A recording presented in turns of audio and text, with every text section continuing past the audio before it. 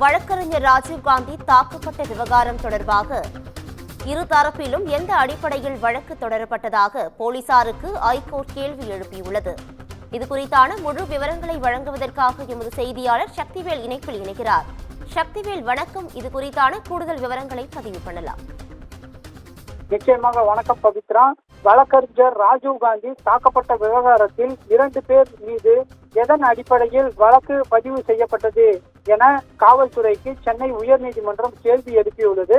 சென்னை உயர்நீதிமன்றம் அருகே ராஜீவ்காந்தி என்பவர் கடந்த வாரம் இருசக்கர வாகனத்தில் சென்றார். அப்போது அவரின் பின்னால் வந்த விடுதலை சிறுத்தைகள் கட்சியின் தலைவர் தொல் திருமாவளவன் பயணித்த கார் மோதியதாக கூறப்படுகிறது. இதற்கு ராஜீவ்காந்தி எதிர்ப்பு தெரிவித்தார். அப்போது அங்கு இருந்த விடுதலை சிறுத்தைகள் கட்சியினர் மற்றும் வழக்கறிஞர்கள் ராஜீவ்காந்தியை கடுமையாக தாக்கினர்.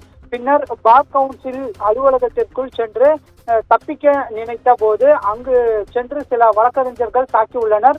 பார் கவுன்சில் அலுவலகத்தில் நடைபெற்ற வழக்கறிஞர் தாக்குதல் சம்பவம் தொடர்பாக உரிய நடவடிக்கை எடுக்க வேண்டும் என பார் கவுன்சில் தலைவருக்கு வழக்கறிஞர் கே. பாலு கடிதம் எழுதினார். இந்நிலையில் கடலூரை சேர்ந்த வழக்கறிஞர் ஒருவர் கே. பாலுவுக்கு எதிராக சில ஆபாசமான வார்த்தைகளை பயன்படுத்தி மிரட்டல் விடுத்துள்ளார்.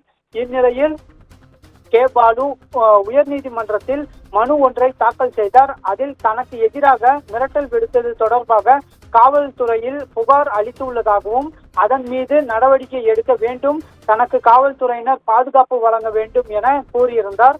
இந்த மனுவை அவசர வழக்காக விசாரிக்க கோரி உயர்நீதிமன்ற நீதிபதி சதீஷ்குமார் முன்பு முறையீடு செய்யப்பட்டது. பின்னர் அவசர வழக்காக விசாரணைக்கு எடுத்துக் கொள்ளப்பட்டது.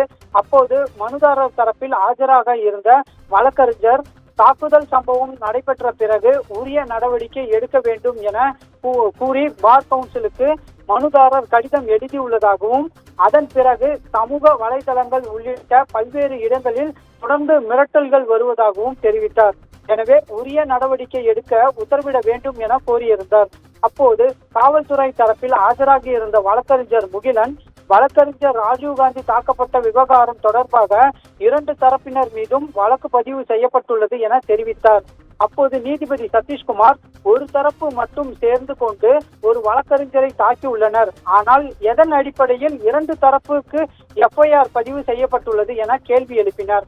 வழக்கறிஞர் தாக்கப்பட்ட சம்பவ இடத்தில் இருந்த காவல்துறையினர் என்ன செய்து கொண்டிருந்தார்கள் என கேள்வி எழுப்பிய நீதிபதி இந்த விஷயத்தில் காவல்துறையினர் அமைதியாக இருந்ததாகவே தான் கருதுவதாக தெரிவித்தார். மேலும் சம்பவத்தை கட்டுப்படுத்த வேண்டிய தலைவர் அதற்கு பதிலாக தூண்டுதல் விதமாக செயல்பட்டதாகவும் கருத்து தெரிவித்தார். மேலும் தாக்குதல் நடந்த போது காவல்துறையினர் என்ன செய்து கொண்டிருந்தனர் என கேள்வி எழுப்பினார். அதற்கு காவல்துறையினர் தரப்பில் வழக்கறிஞர் ராஜீவ்காந்தியை மீட்டு சம்பவ இடத்திலிருந்து பாதுகாக்கப்பட்டதாகவும் தெரிவித்தார். இதையடுத்து உத்தரவிட்ட நீதிபதி சம்பவம் நடைபெற்ற இடத்தில் பதிவாகியுள்ள சிசிடிவி கேமரா பதிவுகளை கைப்பற்றி காவல்துறையினர் விசாரணை நடத்த வேண்டும், சம்பவம் தொடர்பாக காவல்துறையினர் விரிவான அறிக்கையை தாக்கல் செய்ய வேண்டும் என உத்தரவிட்டு இந்த வழக்கினை 2 வாரங்களுக்கு தள்ளி வைத்தார். பவித்ரா, கூடுதல் விவரங்களுக்கு நன்றி சக்திவேல்.